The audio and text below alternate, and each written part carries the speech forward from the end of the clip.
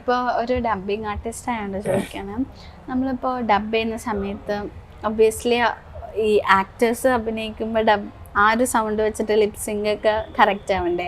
അപ്പോൾ ഭയങ്കര ഡിഫിക്കൾട്ടാണ് ആ ഒരു ടാസ്ക് എന്ന് പറയുന്നത്.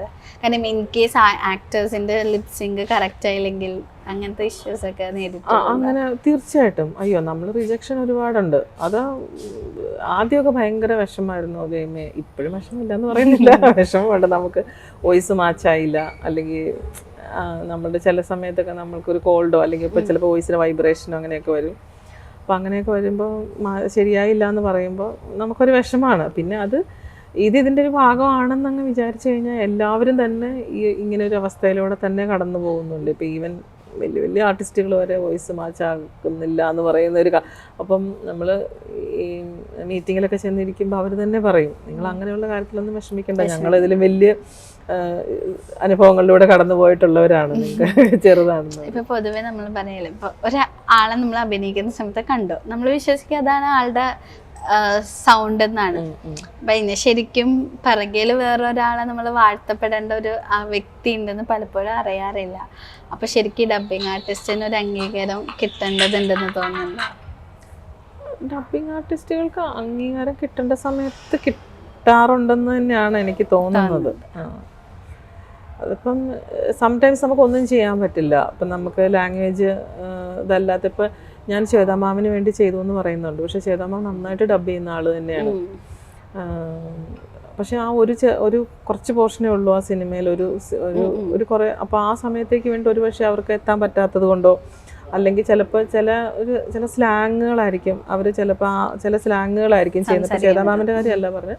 അപ്പോൾ അവർക്ക് കറക്റ്റായിട്ട് ഇതിന് സിനിമയിൽ വേണ്ട സ്ലാങ് ചെയ്യാൻ പറ്റാത്തതുകൊണ്ടായിരിക്കും അവർ. ഇപ്പോൾ ജോളി ചെറിയെന്ന് പറഞ്ഞ ചേച്ചിയൊക്കെ നന്നായിട്ട് ഡബ് ചെയ്യുന്നവർ തന്നെയാണ്. അപ്പോൾ അങ്ങനെ അവർക്ക് ചിലപ്പോൾ എത്താൻ പറ്റാത്തത് കൊണ്ടോ അല്ലെങ്കിൽ അങ്ങനെയൊക്കെയുള്ള സാഹചര്യം വരുമ്പോഴാണ് നമുക്ക് ലക്കിലി അങ്ങനെയുള്ള ക്യാരക്ടേഴ്സ് കിട്ടുന്നത്. അല്ലെങ്കിൽ ശ്വേതമാമൊക്കെ തനിയെ ഡബ് ചെയ്യുന്നുണ്ട് ഇപ്പോൾ.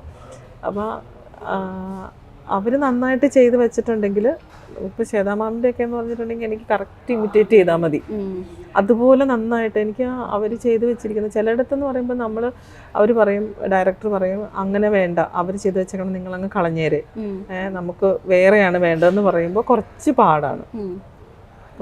പിന്നെ നമ്മൾ തന്നെ അഭിനയിച്ച് ചെയ്യുമ്പോൾ നമുക്ക് ഭയങ്കര ഈസി ആയിട്ട് എനിക്ക് അങ്ങനെ തോന്നി. കാരണം നമുക്ക് ആ സിറ്റുവേഷനും അതിൻ്റെ കാര്യങ്ങളും എല്ലാം നമുക്ക് തന്നെ നന്നായിട്ട് അറിയാം, എന്താണ് അതിൻ്റെ ആ അവസ്ഥ എന്നുള്ള കാര്യത്തെപ്പറ്റി. ഇത് നമുക്ക് അവർ പറഞ്ഞു തരുന്നതാണ്, ആ ഒരു ഡയറക്ടേഴ്സ് പറഞ്ഞു തരുന്നതാണ്. നമ്മൾ ഡബ് ചെയ്യാൻ ചെല്ലുമ്പോൾ ഡയറക്ടേഴ്സ് പറഞ്ഞു തരുന്നതാണ് നമുക്ക് ചെയ്യേണ്ടത്. അപ്പോൾ നമുക്ക് ഫുൾ ചിലപ്പോൾ ഉൾക്കൊള്ളാൻ പറ്റിയില്ലെങ്കിൽ കറക്റ്റായിട്ട് ഡബ് ചെയ്യാൻ പറ്റില്ല അന്നേരം. അപ്പോൾ ഞങ്ങൾക്ക് വേണ്ടിയിട്ട് ശ്വേതാ മാമിൻ്റെ ശബ്ദം ശ്വേതാ മാമിൻ്റെ ശബ്ദമല്ല, എൻ്റെ ശബ്ദത്തിൽ തന്നെയാണ് ചെയ്തേക്കുന്നത്. ശ്വേതാ മാമിന് വേണ്ടി ചെയ്തു എന്നാണ് പറയുന്നത്. അങ്ങനെ ചോദിച്ചു കഴിഞ്ഞിട്ടുണ്ടെങ്കിൽ നമുക്ക് എനിക്ക് പറയാൻ പറ്റില്ല കേട്ടോ. നമ്മൾ അവിടെ നിന്ന് ചെയ്യുമ്പോൾ അവിടെ നമ്മൾ ആ സീൻ കണ്ട് ലിപ്പ് നോക്കി അതുപോലെ ചെയ്യുമ്പോൾ നമുക്ക് അതുപോലെ നമുക്ക് ശരിക്കും ഒരു ഡബ്ബിങ് ആർട്ടിസ്റ്റ് നല്ലൊരു ആക്ടറും കൂടിയല്ലേ? തീർച്ചയായിട്ടും അല്ലേ? ആ ഒരു ഇമോഷൻസ് നമ്മൾ ഉൾക്കൊണ്ടിട്ട് വേണ്ട സൗണ്ട് കൊടുക്കാൻ. അപ്പോൾ ഇപ്പൊ ഈ ഡബ്ബിങ് ആർട്ടിസ്റ്റ് വന്നിട്ട് ഇങ്ങനെ ആ ഒരു ശീലത്തിൽ നിന്നാണ് ഈ അഭിനയം എന്നുള്ളൊരു ആഗ്രഹം വന്നതെന്ന് തോന്നുന്നുണ്ടോ? ആ ഒരു സ്ക്രീനില് ഈ സൗണ്ട് എടുക്കുമ്പോ എനിക്കും അഭിനയിക്കണം എന്നുള്ള അങ്ങനെ അത്രയ്ക്ക് അങ്ങനെ എനിക്ക്.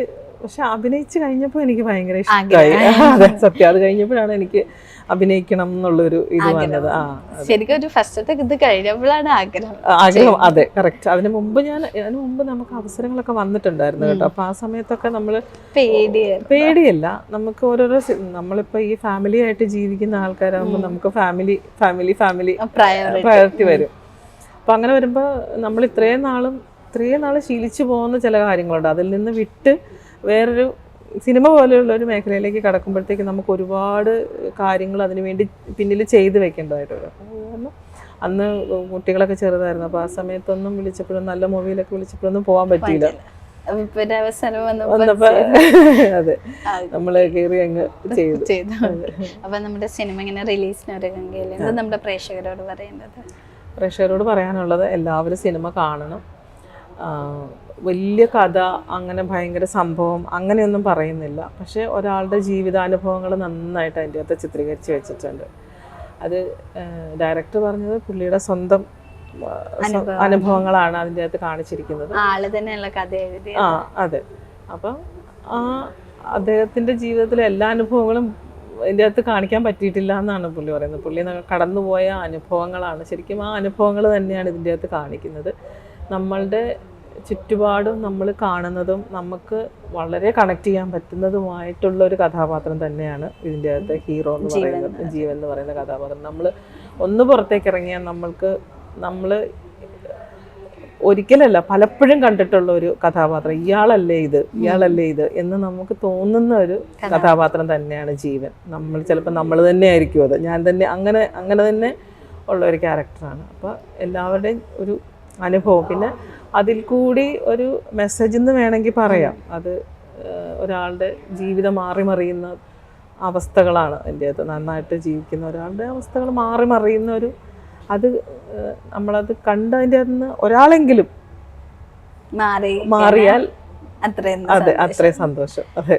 അപ്പൊ ഈ പറഞ്ഞ പോലെ തന്നെ സിനിമ വൻ വിജയകരമാകട്ടെ എന്ന് ആശംസിക്കുന്നു. ഈ മാമിനാണെങ്കിലും ഇനി ഡബിങ് ആർട്ടിസ്റ്റിനപ്പുറം നല്ല നല്ല നല്ല ക്യാരക്ടേഴ്സ് ഭയങ്കര കുറവാണ്. അതിന് നടിയായിട്ട് ഞങ്ങളുടെ മുന്നിൽ എത്തട്ടെ എന്ന് ആശംസിക്കുന്നു. Thank you so much.